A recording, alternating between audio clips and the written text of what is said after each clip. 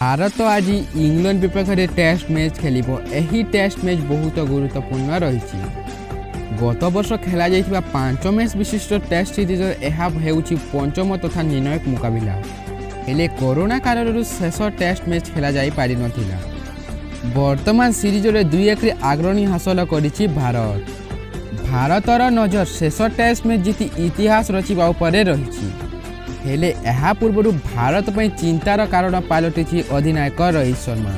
से कोरोना रे पॉजिटिव चिन्हित होइछन्ति एवं क्वारंटाइन रे रहिछन्ति। जदि रोहित शर्मा को कथा कह तेबे एमिति अनेक थर होइछि जेतेबेले गुरुत्वपूर्ण समय भाग्य तांकु धोखा देइछि। केतेबेले रोहित शर्मा अनफिट रहिछन्ति तो आउ केतेबेले खराब फॉर्म ताकु लय बिगाड़ी देइछि।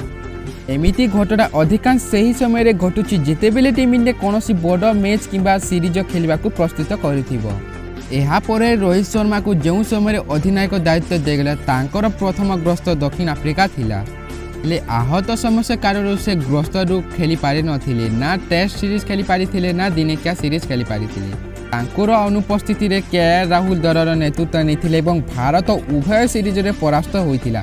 तेबे फ्रेंड्स वीडियो केमती लगला, वीडियो भल लगला तारे लाइक करंतु, कमेंट करंतु, चैनल रे नुआ आछंती तारे सब्सक्राइब करंतु। जय हिंद, जय जगन्नाथ।